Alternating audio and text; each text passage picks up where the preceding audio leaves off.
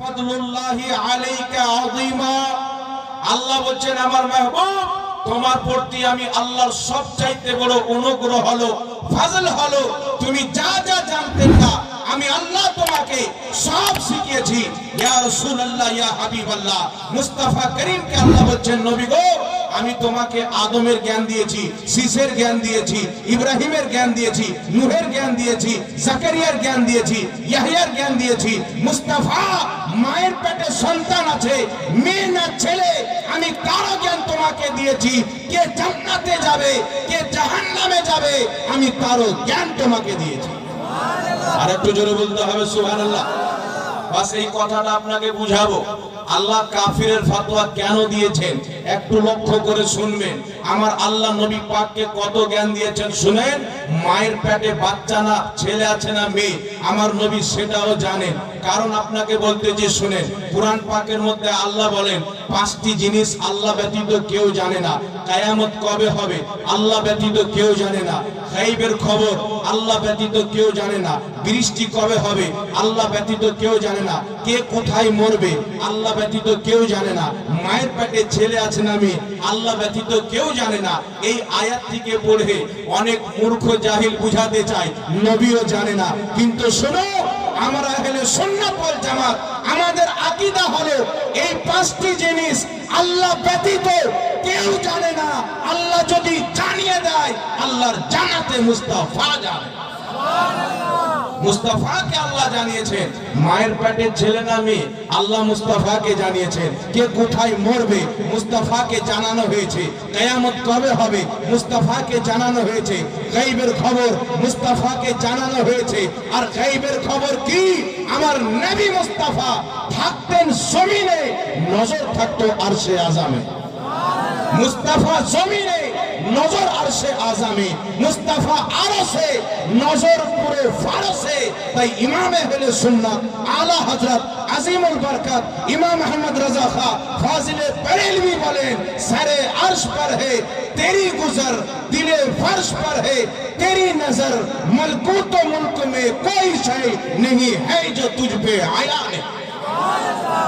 मुस्तफा তুমি যখন আরশে ভ্রমণ করো মেরাজের রাত্রিতে তোমার আল্লাহ যখন তোমাকে আরশে নিয়ে গেল লামাকাতে নিয়ে গেল কাবা কাউসাইন আল্লাহ পাকের এত নিকটে যেটা মুফাসসিরিন বয়ান করছে যেমন সমুদ্রের মধ্যে মাছ চলাফেরা করে আল্লাহর নূরের তাজাল্লিতে মুস্তাফা ডুবে ডুবে আল্লাহর নূরের তাজাল্লির দিদার করেছে জাতে ইলাহিকে দেখেছে। ইমামে আহলে সুন্নাতের আকীদা আমরা সকাল সন্ধ্যা আল্লাহু আকবার বলে সাদা বলান করি আওয়াজ দিই। কারণ কি সবচাইতে বড় আল্লাহকে মানি সবচাইতে বড় আল্লাহকে মানি। ইমামে আহলে সুন্নাত বলছেন দুনিয়া মানুষের জন্য সাত জমিনকে দেখা সম্ভব হতে পারে সাত আকাশকে দেখা সম্ভব হতে পারে। কারণ আল্লাহ পাক কোন নবীকে সাত জমিন দেখিয়ে দিতে পারে সাত আকাশ দেখিয়ে দিতে পারে। কোন ওলিকে সাত জমিন দেখিয়ে দিতে পারে সাত আকাশ দেখিয়ে দিতে পারে। কিন্তু রব্বুল আলামিন মুস্তাফার সঙ্গে ওয়াদা করেছে মুস্তাফা সবাইকে সব দেখাতে পারি কিন্তু আমি আল্লাহ নিজের জাতের দিদার শুধু তোমাকে দিব শুধু তোমাকে দিব। তাই আল্লাহ তাবারাক ওয়া তাআলা আমার নবী মুস্তাফাকে নিজের দিদার দিয়ে পৃথিবীকে জানিয়ে দিয়েছে মুস্তাফা যা দেখে তোমরা তা দেখো না। মুস্তাফা যা জানে তোমরা তা জানো না। মুস্তাফা যা শোনে তোমরা তা শোনো না। তাই ইমাম আহলে সুন্নাত বরেলির মাটি থেকে বলছেন আর কোই গায়ব क्या तुमसे निहा हो भला जब ना खुदा ही छुपा तुम पे करो लोगो।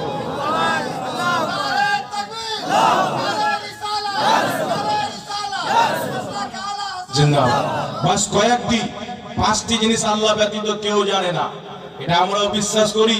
কিন্তু আল্লাহ যখন জানিয়ে দেয় আল্লাহ জানাতে জানে কি জানে না জোরে বলতে হবে জানে কি জানে না। বাস আল্লাহ পাক কেন কাফিরের ফতোয়া দিলেন নবী পাকের ইলম দেখেন। বুখারী শরীফের মধ্যে হাদিস রাসূল পাক সাল্লাল্লাহু আলাইহি ওয়াসাল্লাম বের হলেন সাহাবা সঙ্গে আছেন উহুদের শহীদগণের মাজার শরীফ আল্লাহর নবী জিয়ারত করলেন। সেখানে মিম্বারে দাঁড়ালেন। দাঁড়ানোর পর আল্লাহ নবী বক্তব্য দিতে দিতে বলছেন ইন্নী ওয়াল্লাহি লা আনজুরু ইলা হাউজিল আন আমি নবী মুস্তাফা নিশ্চয়ই আল্লাহর কসম এই জমিনে দাঁড়িয়ে সাত আকাশের উপরে জান্নাত, জান্নাতে হাউজে কাউসার, আমি মুস্তাফা জমিনে দাঁড়িয়ে সাত আকাশের উপরে জান্নাতের হাউজে কাউসারকে দেখতেছি। জোরে বলতে হবে সুবহানাল্লাহ। আমি নবী মুস্তাফা জমিনে দাঁড়িয়ে সাত আকাশের উপরে জান্নাতের হাউজে কাউসারকে দেখতেছি। আমার নবী নিশ্চয় বলেন, ইন্নী নিশ্চয় ওয়াল্লাহি আল্লাহর কসম, যেই নবীর কথাতে সন্দেহ নাই, যেই নবীর জবানে সন্দেহ নাই, যেই নবী মুস্তাফার জবানে আল্লাহ কালাম করে, যেই নবী মুস্তাফার জবানে আল্লাহ কথা বলে, নবীর হুকুমটাই হচ্ছে আল্লাহর হুকুম, আল্লাহর হুকুমটাই হচ্ছে নবীর হুকুম। তাই ইমাম আহলে সুন্নাত বলছেন, ওয়া খুদা, खुदा का यही है दर, वाह खुदा, खुदा का यही है दर, नहीं और कोई मफर मकर, जो वहां से हो यही आके हो, जो यहाँ नहीं वो वहां नहीं। আমার নবী মুস্তাফা জমিনে দাঁড়িয়ে সাত আকাশের উপরে জান্নাতের হাউজে কাউসারকে দেখতেছে। এইবার আমার নবীর আরেকটি হাদিস শুনেন। রাসূল পাক বসে আছেন, সাহাবায়ে কেরাম বসে আছেন, রাসূল পাক সাল্লাল্লাহু আলাইহি সাল্লাম উপস্থিত আছেন। হঠাৎ করে একটি আওয়াজ হলো। আল্লাহর নবী বলছেন, সাহাবী এই আওয়াজটা কিসের হলো তোমরা কি জানো? সাহাবী বললেন, ওয়াল্লাহু ওয়া রাসূলুহু আলাম, আল্লাহ আল্লাহ রাসূলই বেশি জাননেওয়ালা, ভালো জাননেওয়ালা। নবী পাক বলছেন, আজ থেকে ৭৭,০০০ বছর পূর্বে একটি পাথরকে আল্লাহ পাক এই জাহান্নামে নিক্ষেপ করেছিলেন। আজকে ৭৭,০০০ বছর পর ওই পাথরটি জাহান্নামের তলাতে গিয়ে পৌঁছেছে, আর পৌঁছানোর আওয়াজ আমি রাহমাতুল লিল আলামিন নিজের কানে শ্রবণ করেছি। জোরে বলতে হবে সুবহানাল্লাহ। আমি আমার কানে শুনতেছি। মুসলমান জাহান্নাম কোথায়? সাত জমিনের নিচে। যেই নবী মুস্তাফা জমিনের উপর থেকে সাত জমিন তলার জাহান্নামের আওয়াজকে শুনতে পারে, ওই নবী মুস্তাফা গুম্বাদে খাজরার তলাতে থেকে পৃথিবীতে কে কোথায় সালাম পড়ে আমার নবী দেখারও ক্ষমতা রাখে, শোনারও ক্ষমতা রাখে। তাই আলা হযরত ইমাম আহলে সুন্নাত বলছেন, दूर नजदीक के सुनने वाले वो कान, काने लाले करामत पे लाखों।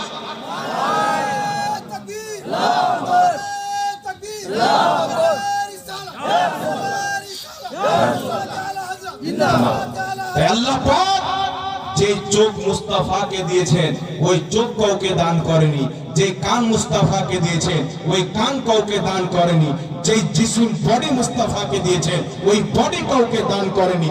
কারণ জিবরিল আলাইহিস সালাতু ওয়াস সালাম যেখানে দাঁড়িয়ে বলেন, হুজুর আমি তো নূরের তৈরি জিবরিল, এক চুল পরিমাণে আগে গেলে জ্বলে ধ্বংস হয়ে যাব, কিন্তু নবী মুস্তাফা সেখান থেকে আগে যাচ্ছে। চলো তো দূরের কথা, একটা রুম পর্যন্ত বাঁকা হয় না। কেন বাঁকা হয় না? আমার নবী মুস্তাফা সাত আকাশকে পার করে, সিদরাতুল মুনতাহার উপরকে পার করে, আরশে আযম পার করে, লা মাকাকে পার করে আল্লাহর কুরবে পৌঁছে প্রমাণ করে দিয়েছে জিবরিল নূরের, আমিও নূরের। জিবরিলকে আল্লাহ নূর দিয়ে সৃষ্টি করেছেন, কিন্তু আমি মুস্তাফাকে আল্লাহ নিজের নূর দিয়ে সৃষ্টি করেছেন। জোরে বলতে হবে সুবহানাল্লাহ। তাই নূর নূরের সঙ্গে সাক্ষাৎ করতে যাচ্ছেন, কোনো টেনশন নাই। নবী পাক বলছেন তিরমিজির হাদিস, আল্লাহর কুরবে খাসে গেলাম, রব্বুল আলামিন নিজের দাস্তে কুদরত, কুদরতি হাত আমার পিঠে রাখলেন। তাজাল্লা লি কুল্লু শাইইন, প্রত্যেক জিনিস আমার প্রতি উজ্জ্বল হয়ে গেল। জোরে বলতে হবে সুবহানাল্লাহ। প্রত্যেক জিনিস আমার প্রতি উজ্জ্বল হয়ে গেল। আল্লাহ নিজের কুদরতি হাত আমার পিঠের উপরে রাখলেন। আমি যার ঠান্ডা আমার অন্তরে অনুভব করলাম। তাজাল্লা লি কুল্লু শাইইন, আর প্রত্যেক বস্তু আমার প্রতি উজ্জ্বল হয়ে গেল। ওয়া আরাফতু, আর প্রত্যেক বস্তুকে আমি নবী মুস্তাফা চিনে ফেললাম। জোরে বলুন সুবহানাল্লাহ। প্রত্যেক বস্তুকে চিনে নিলাম। আমার নবী সাল্লাল্লাহু আলাইহি ওয়াসাল্লাম আমি কার বেটা এটাও জানেন, আমার বাপ কার বেটা এটাও জানেন, আমার বেটা কার বেটা এটাও জানেন, তার বেটা কে হবে এটাও জানেন। কিয়ামতের সকাল পর্যন্ত কার কত সন্তান জন্ম হবে আল্লাহ মুস্তাফাকে জ্ঞান দিয়েছে। কার কত ছেলে হবে মুস্তাফা জানে, কার কত মেয়ে হবে মুস্তাফা জানে। কিয়ামতের সকাল পর্যন্ত কত জান্নাতি মানুষ হবে আমার নবী সেটাও জানেন, কত জাহান্নামী হবে আল্লাহ জানাতে আমার নবী সেটাও জানেন। জোরে বলবেন না সুবহানাল্লাহ। আরেকটি হাদিস শুনলেন, আমার আপনার নবী সাল্লাল্লাহু আলাইহি সাল্লাম, হাদিসটি মুসলিম শরীফের মধ্যে, বদরের যুদ্ধ সংগঠিত হবে, 313 জন সাহাবী হাজার হাজার কাফিরের মোকাবেলা করবেন। যুদ্ধের ময়দানে আমার নবী একদিন পূর্বে ঘুরছেন, যুদ্ধের ময়দানটা দেখছেন, এখানে লড়াই হবে, একটু ঘুরে নি। আমার নবী ঘুরতে ঘুরতে বলছেন, ডাক টেনে, হাজা মাসরাউ ফালানি, এখানে অমুক মরবে, হাজা মাসরাউ ফালানি, এখানে অমুক মরবে। আল্লাহ বলছেন কে কোথায় মরবে আল্লাহ ব্যতীত কেউ জানে না, কিন্তু আল্লাহ বলছেন এটা মনে করিও না যে আমার মুস্তাফাও জানে না, মুস্তাফা আমার, আমি মুস্তাফা। তাই আল্লাহ হযরত বলছেন, मैं तो मालिक ही कहूंगा कि हो मालिक के हबीब, यानी महबूब व मुहिब में नहीं मेरा तेरा। নবী পাক যুদ্ধের ময়দানে ঘুরছেন, ডাক টানছেন, হাজা মাসরাউ ফালানি, এখানে অমুক মরবে, হাজা মাসরাউ ফালানি, এখানে অমুক মরবে, হাজা মাসরাউ ফালানি, এখানে অমুক মরবে। দ্বিতীয় দিন যুদ্ধ কমপ্লিট হয়ে গেল। সাহাবা বলেন, আল্লাহর কসম, নবী মুস্তাফা যেখানে ডাক টেনে যার নাম উল্লেখ করেছিল সে সেখানে মরে জাহান্নাম চলে গেছে। জোরে বলবেন না? আর হাদিসটি মুসলিম শরীফের, কোনো বাপের বেটা জাল বলতে পারবে না। মুসলিম শরীফের হাদিসকে জাল বলার করের কোনো ক্ষমতা নাই, কারণ উলামায়ে কেরাম বসে আছেন, জানেন যে হাদিসে বুখারী মুসলিমের বর্ণনাকারী চলে আসে, একটি হাদিসে যদি যে কোনো কিতাবে থাক, হাদিসটি যদি বুখারীতে না থাকে, মুসলিমে না থাকে, কিন্তু হাদিসটি অন্য কিতাবে থাকে, আর বর্ণনাকারী যদি কমপ্লিট পরিপূর্ণ বুখারী মুসলিমের থাকে, ওই হাদিসকে মুহাদ্দিসিন সহিহ বলে মানে। তো মুসলিম শরীফের হাদিস, আমার নবী বলছেন এখানে অমুক, এখানে অমুক, এখানে অমুক মরবে। দ্বিতীয় দিন যেখানে নবী পাক ডাক টেনে যার নাম উল্লেখ করেছিলেন, সাহাবা বলছেন চুল পরিমাণে এদিক ওদিক ছিল না, যেখানে নবী ডাক টেনেছেন যার নাম উল্লেখ করেছেন সেখানে সেই মরে জাহান্নামে চলে গেছে। তো বোঝা গেল মুস্তাফাকে আল্লাহ পাক কে কোথায় মারবে এর জ্ঞান দান করেছেন। বলুন সুবহানাল্লাহ।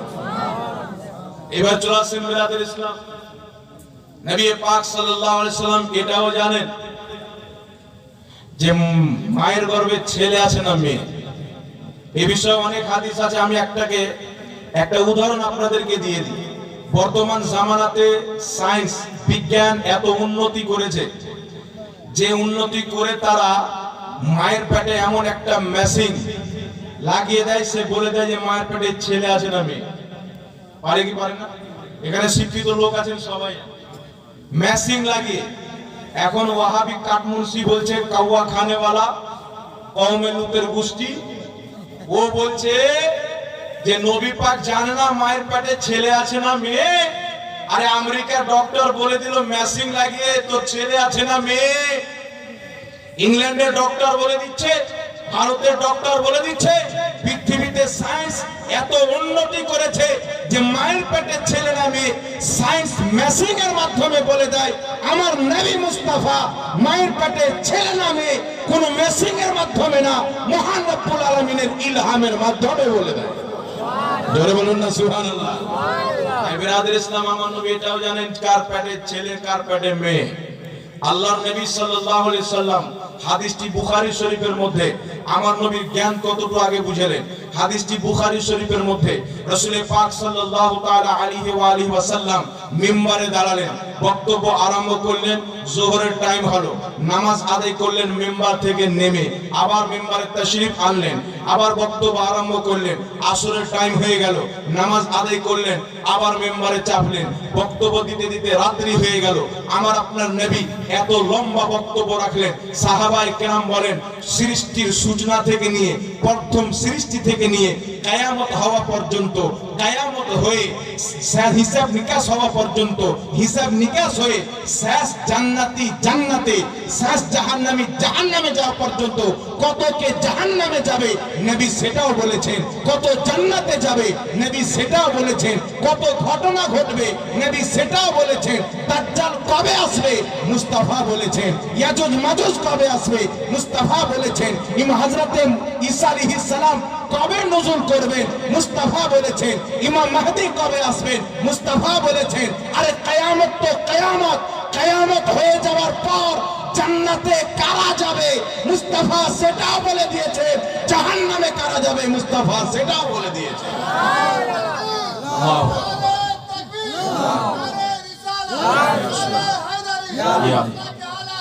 জিন্দাবাদ। তাই নবী পাক সাল্লাল্লাহু আলাইহি সাল্লাম ইলমে গায়ব জানে কি জানে না? জোরে বলতে হবে, জানে কি জানে না? দেখেন ইলমে গায়ব হচ্ছে দুই প্রকার।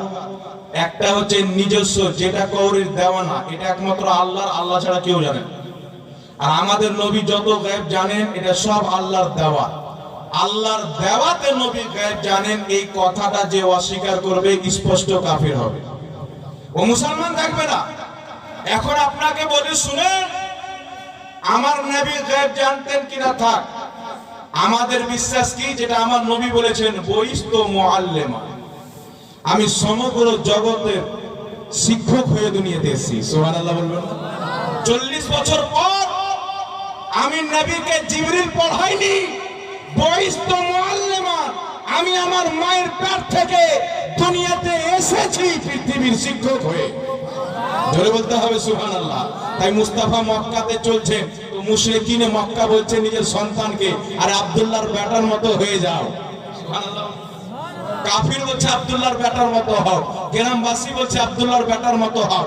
আমার নবী মুস্তাফা শিশু অবস্থাতে চলাফেরা করতেছে, পুরো মক্কা পুরো আরব বলতেছে মুস্তাফার মতো নিজের সন্তানের চরিত্র করো, কারণ আমার নবী মুস্তাফা মায়ের পেট থেকে দুনিয়াতে শিক্ষক হয়ে এসেছেন। 40 বছর পর আমার নবীকে জিবরিল শিখায়নি, কারণ আমার নবী যা জানে জিবরিলও তাই জানে না। তাই জিবরিল আলাইহিস সালাম এসে বলছেন, ইয়া রাসূলুল্লাহ আলিফ, আমার নবী বলছেন আলিম তো, আমি জেনে গেছি, আগে বলো।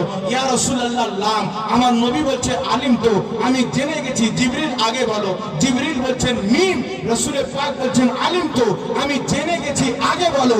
জিবরিল হয়রান হয়ে গেল, ইয়া রাসূলুল্লাহ সূরাতুল ফাতিহা এনেছি, তার মানা আমি জানি। সূরাতুন নাস এনেছি, তার মানা আমি জানি। সূরা ইখলাস নিয়ে এসেছি, তার মানা আমি জানি, কিন্তু আলিফ লাম মিমের অর্থ আল্লাহ আমাকে জানালো না, আপনাকে জানিয়ে দিল। এর রহস্যটা কি? মদিনার তাজদার, গুম্বাদে খাজরাকে মাকি, মালিকে কওন মাকা, ইমামুল আম্বিয়া, রাহমাতুল লিল আলামিন, আলিমে মা কানা ওয়া মা ইয়াকুন, আমার নবী আপনার নবী, কুল কায়নাতের নবী বলছেন জিবরিল আলিফ লাম মিম, এটি হচ্ছে অক্ষর। আর এই অক্ষরের জ্ঞান জিবরিল তো জিবরিল, না কোনো ফেরেশতা জানে, না কোনো মুফাসসির জানে, না কোনো মুহাদ্দিস জানে। কিয়ামত পর্যন্ত আল্লাহ কাউকে জানাবে না। আমি মুস্তাফাকে জানিয়ে আল্লাহ বিশ্বতে দলিল কায়েম করে দিল, মুস্তাফা যত আক্ষরিক জ্ঞান জানে পৃথিবীর কেউ জানতে পারে না। আজকে যারা বলছেন নবী আক্ষরিক জ্ঞান জানতেন না, যদি বাপের বেটা হয় বলো আলিফ লাম মিমের অর্থ কি? আমার নবী যে আক্ষরিক জ্ঞান জানে, তোমার বাপ তো বাপ জিবরিল আলাইহিস সালামও জানে না। সুবহানাল্লাহ বলুন। তুমি কোন খাতের মূলায়? জিবরিল আলাইহিস সালাম তো অনেক জ্ঞান আল্লাহর কাছ থেকে নিয়েছে। জিবরিল আলাইহিস সালাতু ওয়াস সালাম ফেরেশতাদের সরদার। তিনার ইলম নবীর ইলমের সামনে যদি 7 সমুদ্র পানির সামনে চিড়িয়া যে এক চোচে যে পানিটুকু নেয়, এইভাবে এত আল্লাহর নবী, আল্লাহর নবীকে আল্লাহ জ্ঞান দিয়েছে। তাই আলিফ লাম মিম, তাহা আইন সাদ, আলিফ লাম রা, ইয়াসিন, শুনেছেন কি শুনেননি? কোরআন পাকে আছে না নাই? যেগুলোকে হুরুফে মুকাদ্দারাত বলা হয়, এর অর্থ একমাত্র আল্লাহ নবীকে জানিয়েছেন। আল্লাহ বলছেন महबूब ये गैब की बातें हैं, ये मेरे पास रही और तुझको दिया, तुम अपने पास रख लेना ताकि कयामत तक कोई ये दावा ना करे मुस्तफा जितना कुरान समझता है मैं भी उतना समझता हूँ, और ये भी दावा ना करे कि मुस्तफा जितना अक्षरिक ज्ञान जानता है मैं भी जानता हूँ। इसलिए अलिफ लाम मीम, अलिफ लाम रा, ता हा ऐन साद काफ, ए इसका माना मैं रब जानता हूँ, सिर्फ तुझको बता कर रख दिया ताकि कयामत तक दुनिया समझ जाए न जिब्रील नबी के मास्टर है, न मिकाईल मास्टर है, नबी को पढ़ाने वाला खुद रब्बे कदीर है। नबी के पढ़ाने वाला के स्वयं अल्लाह। जोरे बोलবেন না সুবহানাল্লাহ। জিবরিল আমিন যদি পড়াইতেন কুরআন, তাহলে আলিফ লাম মিমের অর্থ জিবরিল আমিনও জানতেন, কিন্তু জিবরিল আমিনকে আল্লাহ জানাচ্ছেন না, কারণ আল্লাহ জানেন যে আমি প্রথম আয়াত দিয়ে পাঠিয়েছি ইকরা, নবী পড়ো। এই আয়াতকে নিয়ে অনেক মুনাফিকিন বের হবে, যারা আমার নবীর ইলমের উপরে আঙ্গুল তুলবে। তাই আল্লাহ পাক ঝামেলা খতম করে দিয়েছে। হুরুফে মুকাদ্দাত দিয়ে জিবরিল আমিনকে অবাক করে দিয়েছেন। আল্লাহ বলছেন, জিবরিল আমি আমার ভেদের কথা মুস্তাফাকে বলি। मोहम्मद की हकीकत को खुदा जानता है, मोहम्मद की हकीकत को खुदा जानता है, खुदा की खुदाई की हकीकत को मुस्तफा जानते हैं। गए सुभान আমার আপনার নবীর মতন কেউ আক্ষরিক জ্ঞান জানে? কোন কাঠবংশী যদি বলে কোন কাউয়া খানেওয়ালা, মন্দিরের প্রসাদ খানেওয়ালা, বুঝে আঙ্গুলে যদি গু মুখ লেগে যায় 3 বার চেটে নাও পাক হয়ে যাবে, এ গু খানেওয়ালা কাঠমুল্লা, পেশাব খানেওয়ালা কাঠমুল্লা। কালকে একটা অভদ্র হাত ঝাড়নেওয়ালা বক্তব্য দিচ্ছে উটের পেশাব খাওয়া যায়। কি খাওয়া যায়?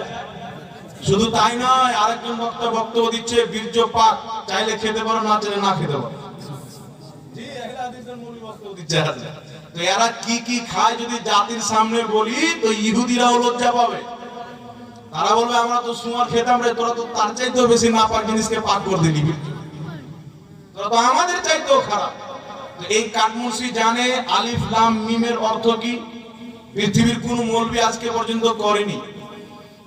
যিনি এই পৃথিবীবাসীকে কোরআন পাকের সর্বশ্রেষ্ঠ অনুবাদ করে দিয়েছেন আলা হযরত, ওই কানজুল ইমানের পর্যন্ত আলা হযরতই পারেনি আলিফ লাম মিমের অর্থ। আলা হযরত যখন পারেনি তো চাষা হযরত পারতে পারে? তাহলে বুঝে নিতে হবে আমার নবী যতটুকু আক্ষরিক জ্ঞান জানে পৃথিবীর কেউ জানে না। আমার নবী লিখতেও জানতেন, পড়তেও জানতেন, আক্ষরিক জ্ঞানও জানতেন।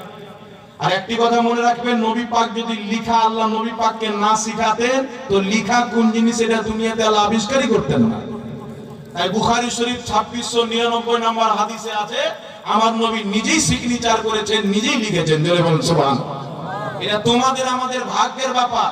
তোমরা তোমাদের জাহিল কাওয়া খোরদের মানো, আমরা ইমাম বুখারীর লেখা হাদিস বুখারী শরীফকে মানি। जोरे बोलो ना सुभान अल्लाह। नाम लेने से नहीं चलता है बाबू, আমল करना पड़ता है। तो নবী জ্ঞান বুঝতে পারলেন। এবার আপনাদেরকে বলছি শুনেন, নবী তো নবী, আল্লাহ পাকের রহমতে নবী পাককে ইশক করার বদৌলতে আল্লাহ তাবারক ওয়া তাআলা নিজের খাস বান্দা ওলিদেরকে ইলমে গায়ব দিয়ে থাকে। ইমাম মুল্লা আলী কারি রাহমাতুল্লাহ আলাইহি বলেন, বান্দা যখন আল্লাহ পাকের কুরব লাভ করে, নিকট লাভ করে, বস্তুর হাকিকত পর্যন্ত পৌঁছে যায়, আল্লাহ তাবারক ওয়া তাআলা সমস্ত সৃষ্টির আসল রহস্য তার প্রতি উজ্জ্বল করে দেয়। জোরে বলুন সুবহানাল্লাহ।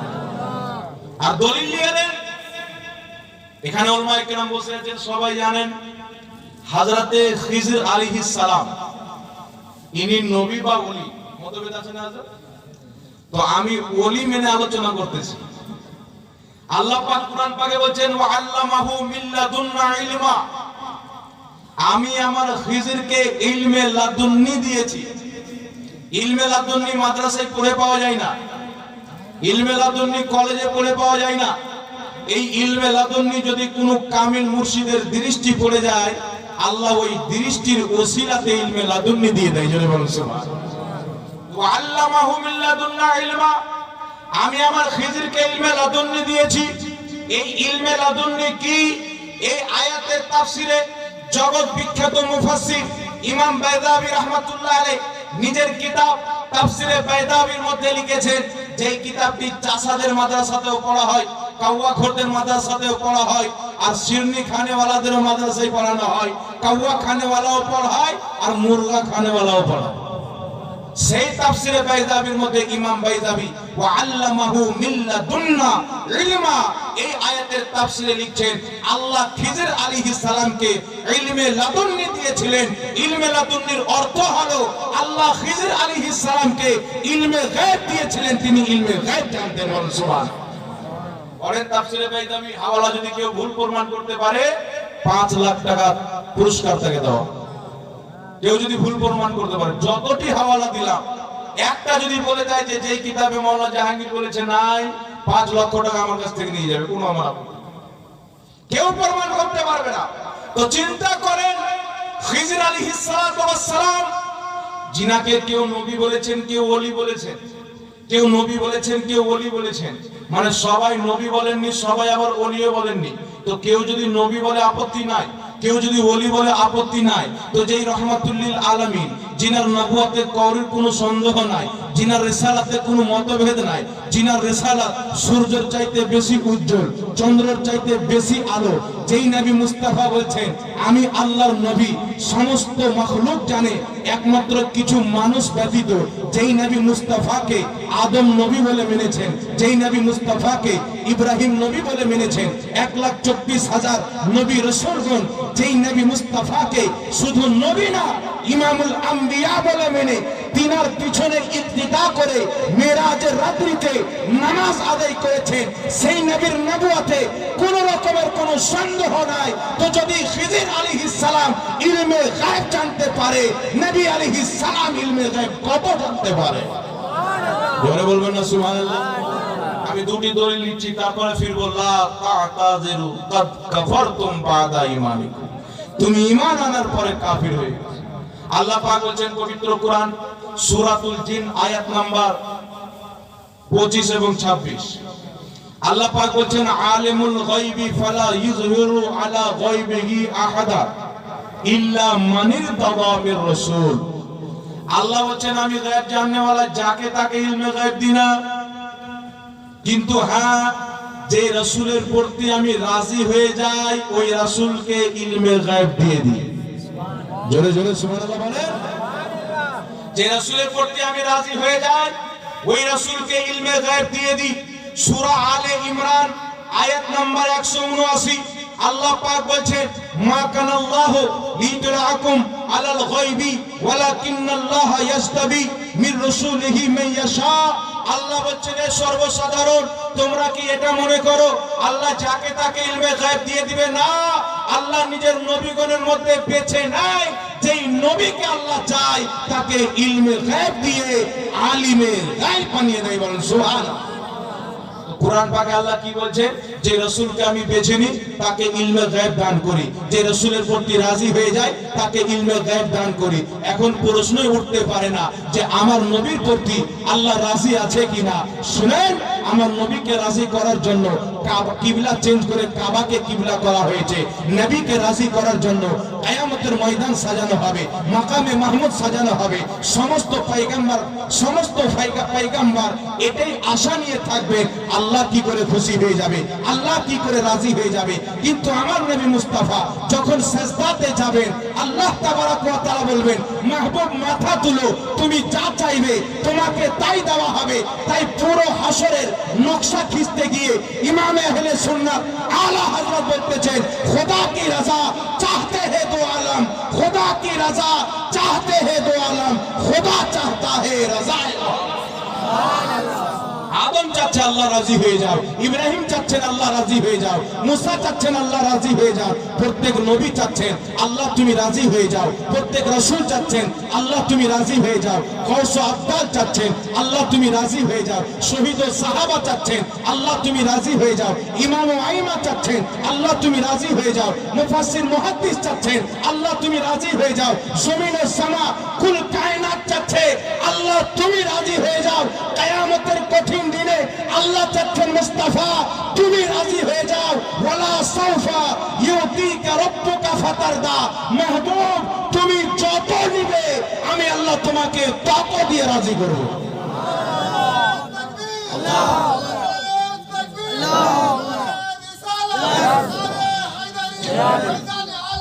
জিন্দাবাদ। মাহবুব তুমি যতই নিবে তত দিয়ে রাজি করব। তাই রাসূলের পাক বলেন হাদিসটি বুখারীর মধ্যে, আর যে কোনো আমার উম্মতের মধ্যে অন্তরে রায়ের দানা পরিমাণে বা তার চাইতেও কম ঈমান আছে, আর গুনাহ তো পাহাড় সমতুল্য করেছে, যে গুনাহ সামনে দেখে নিজেকে জাহান্নামী বলে কনফার্ম করে নিয়েছে। কিন্তু নবী আখির জামা মুখতারে কুল কাকে বলা হয়? अरे जमी को आसमां कर दे उसे मोहम्मद कहते हैं, सुरैया को सरा कर दे उसे मोहम्मद कहते हैं, सूरज को पलटा दे उसे मोहम्मद कहते हैं, चांद को तोड़ दे उसे मोहम्मद कहते हैं, पत्थर को कलमा पढ़ा दे उसे मोहम्मद कहते हैं, और जहन्नमी को एक इशारे से जन्नती कर दे उसे मुस्तफा कहते हैं।